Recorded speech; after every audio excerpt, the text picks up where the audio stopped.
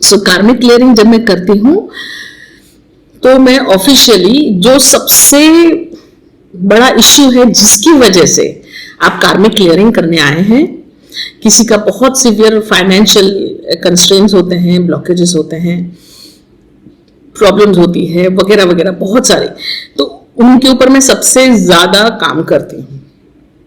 तो समझ लेते हैं 75% जो प्रॉब्लम है उस एरिया पे काम करती हूँ और 25% मैं बाकी सब पे काम करती हूँ।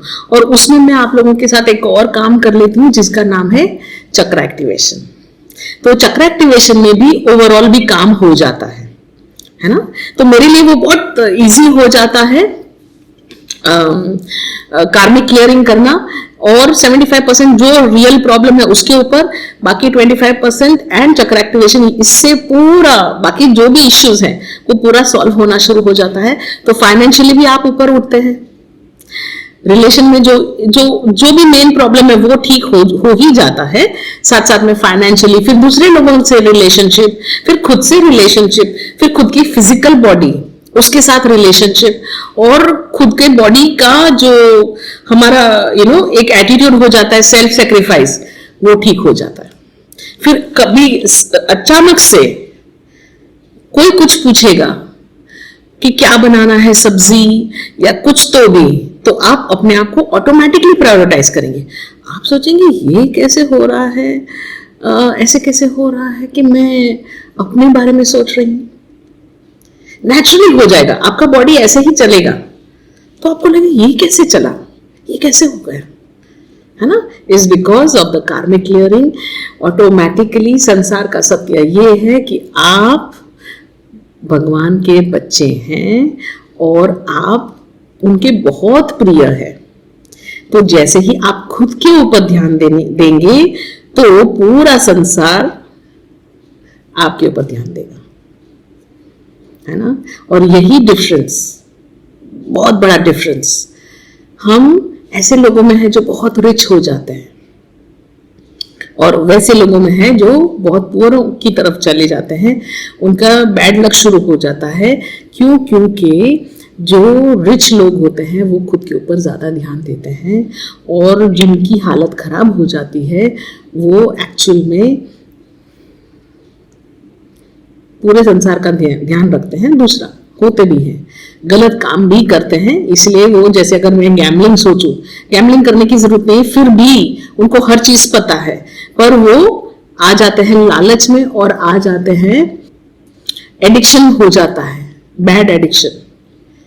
तो वहां पर वो इंसान, आप समझिए, मुझे अच्छा लग रहा है गैम्बलिंग करना, एडिक्शन हो गया, दारू पीना, सिगरेट पीना, ड्रग्स करना, बरोबर।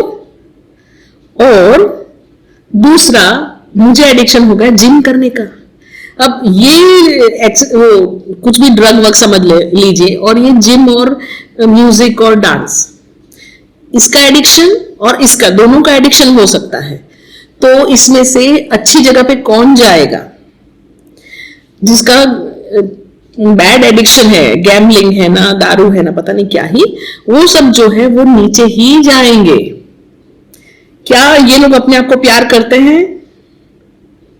आप बोलेंगे हाँ हाँ हाँ, क्योंकि उसको दारू पीने का मन कर रहा है तो दारू लेकर पी रहा है, ऐसा ही बोलेंगे ना। पर क्या वो रियल में खुद को प्यार कर रहा है? क्या वो रियल में अपनी बॉडी को ध्यान रख रहा है? क्या वो अपने बीवी बच्चे को जो भगवान ने उसे दिया उनका ध्यान रख रहा है? नहीं। तो वो नीचे जाएंगे।